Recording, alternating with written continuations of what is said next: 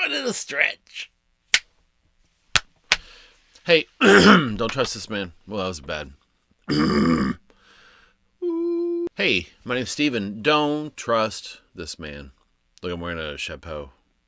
I think it's a chapeau. That's hat, right? In French. Bonjour. I'm going to take it off now. I have a couple different thoughts that have been rolling around in my brain, and I may attempt to track them both down for just a few minutes, and we'll see how that goes. First, I was thinking about politics. Oh boy. It occurred to me, though, that I am having to take my own advice. In some ways. I voted for Obama. Twice. Actually, 6 times. Hashtag voter fraud. Not really. I voted for Obama twice. And I remember throughout the Obama presidency both thinking to myself and saying out loud, or aloud, to myself and to others, that some of the hysteria surrounding his presidency, some of the fears espoused by, indulged in amongst Christians, seemed silly to me because our president isn't our savior. I mentioned some of these same things ahead of the election last November around candidates Clinton and Trump. I think I did. Anyway. I remember thinking that a lot, thinking about it a lot, and talking about it, that, hey, whatever former president, now former president, Obama was or was not, did or did not believe, did or did not do, he was and is not the rock upon which our spiritual homes are built. And I have found myself having to remember that as I now live in or under the Trump presidency. President Trump has just completed 100 days. And they've been something. My first thought here of late was that I find myself becoming more disinterested in politics in general and wanting to be slightly less well-informed, which I have to fight. I think it's important for me, and I think it's important for believers to be well-informed and to know what's going on in the world. Beyond that, as I did mention last November, October, whenever, I'm a fan of politics. I think politics are interesting. I think public policy is interesting, and I think that there is a way for people of faith to be involved in civics in a way that doesn't compromise our faith, and in a way that can engage our minds and our hearts.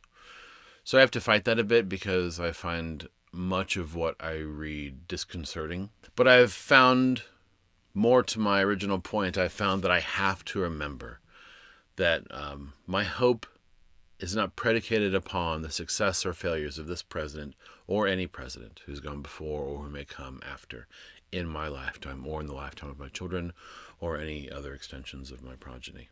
Is that the right way to say that? I could have just said grandchildren. I probably should have just said my grandkids. That was weird what I did. It's been good for me to remember that. It's been good for me to remember that when Paul said pray for leaders, he really meant pray for leaders. I think he really meant pray for the folks in charge. And you have to remember the folks in charge when Paul wrote that weren't great, generally speaking. That's been good to remember. So listen out there, you.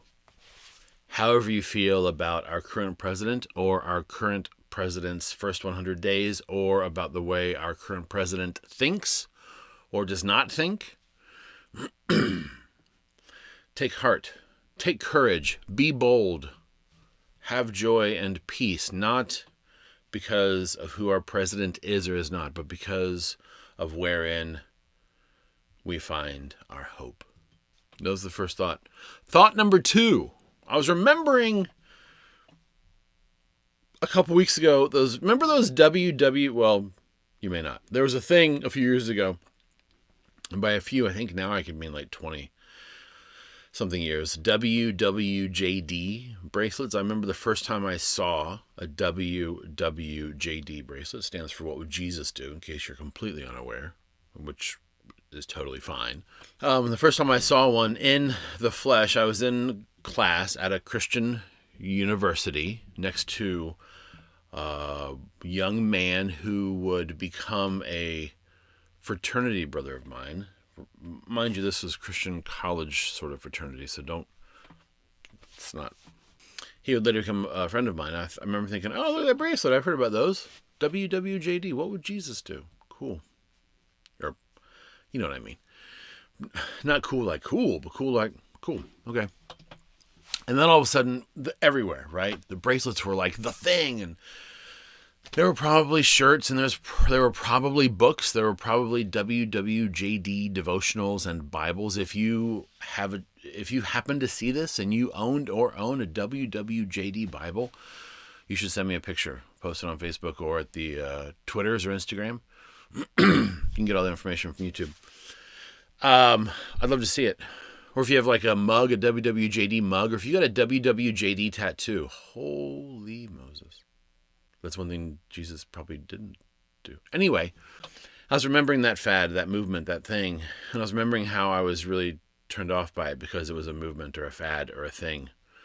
And I was remembering how in those heady post-college, early 20s, I'm a serious thinking Christian, a little bit of a rebel, right? I use bad words and I'm not afraid of beer in those days. I remember thinking that it was all really sort of silly and so much pish posh. As I was reflecting upon that, though, I remember thinking, this is 2 weeks ago now, I remember thinking, yeah, but what would Jesus do? Like that's serious business. In fact, my wife and I often talk about the fact that it seems like there's a lack of people, myself included, who really have the fortitude or the courage to take Jesus seriously at all. To genuinely ask of themselves, what would Jesus do? What would someone who takes Jesus seriously do? How would I behave if I really believed Jesus meant what he said?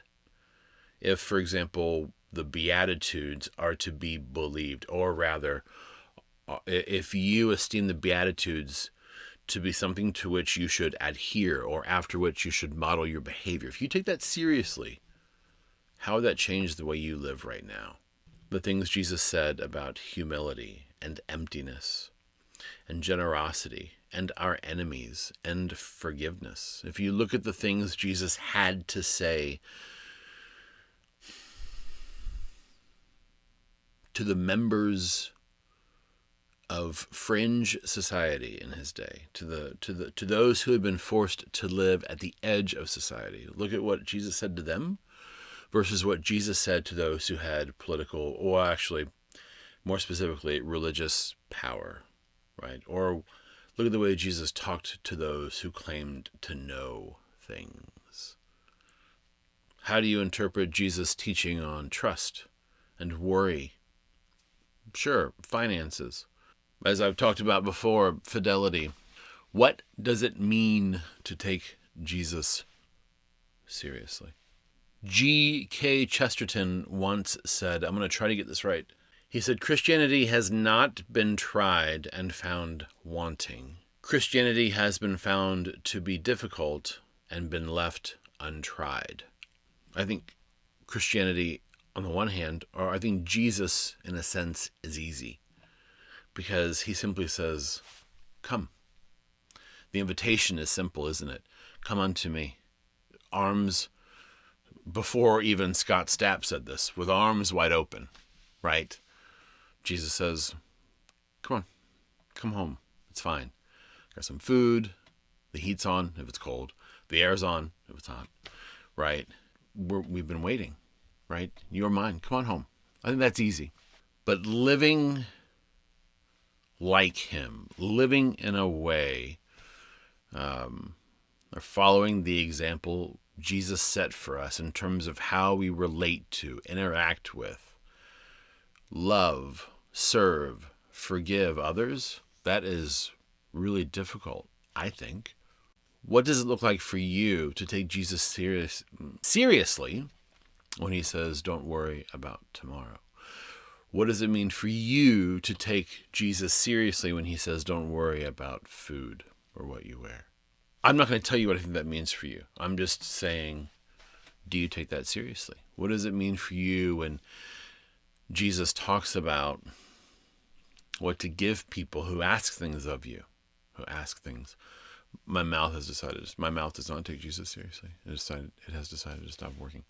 What does it mean for you to take Jesus seriously when he talks about loving and forgiving our enemies? So, all that to say, when you think about President Trump and how he makes you feel in either direction, and then you ask, what would Jesus do with that? There might be an easy answer. Maybe it comes to you quickly. But think about it. But seriously, take it seriously. What does that mean? That's it. 2 thoughts. 1, don't be afraid. I have to take my own advice. You do too. I'm just kidding. You don't take my advice. I hope you're okay. It's always weird to me to think about who might actually genuinely actually see these videos. Whatever your day or your week has been like, whatever you're experiencing, even in this moment, whatever your thoughts are, whatever the struggles that you face are, whatever your heart is feeling, whatever your heart is saying, I hope that you know how precious you are to God. And I pray that you would be, in the words of C.S. Lewis, surprised by joy. And until we're together again, be well.